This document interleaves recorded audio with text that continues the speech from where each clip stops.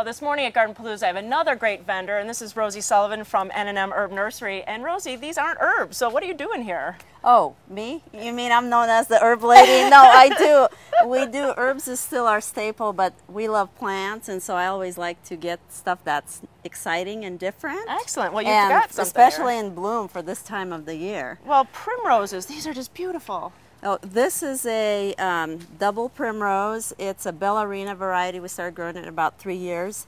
And what I love about this, it's not like any other primrose. First, it's a double and very fragrant. Then it'll bloom like this 12 months out of the year. Get out. But in the summer, it needs shade. Okay. Okay, so I mean, it might slow down. This I just took out of a cold greenhouse. I tell people this probably has about 200 blooms on it. It does, it does. Yeah. You know, maybe on a covered porch for the winter, it would be beautiful, just out of the rain. Yes, yes, it does, and it's good. I mean, it's a zone 4, so right. You know, good down to way cold temperatures. Definitely, and this one is so exotic looking. It's beautiful. This is Queen's Tears. It's also a hardy bromeliad and requires very, very little care. I like that. Yes, it's also known as the friendship plant. What I tell everybody is you get a plant like this and it likes to be divided because if you leave it in the same pot and it just gets too congested, so you want to separate it in July and August. Okay.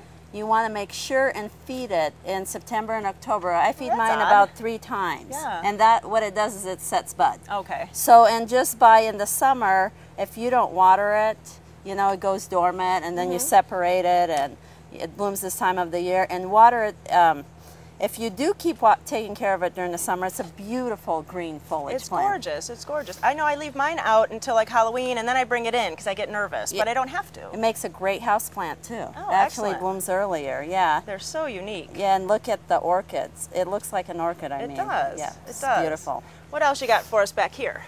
This is a flowering maple. There's a lot of different maples, but this one, it's just incredible. This is red tiger. Beautiful. Inside it blooms from all the time. Uh-huh. Outside, well, what I recommend is if you're going to have it outdoors, plant it directly into your flower bed soon, like in the next couple of months, and then it gets very well established. Okay. I leave mine.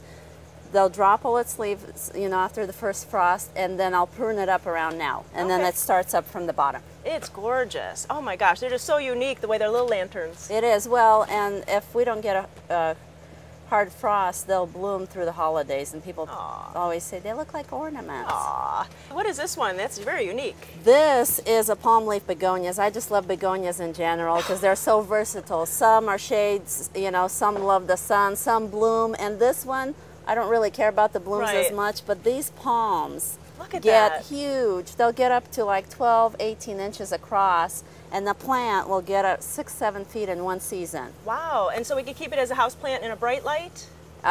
If you want it for the winter, but I just recommend planting it outdoors in the summer, and it does beautifully, beautifully in your beds. Oh my gosh. Well, you know, you can come to GardenPalooza and see Rosie at her booth, and she'll tell you all this, and you got to see all of her plants. Well, thank you so much.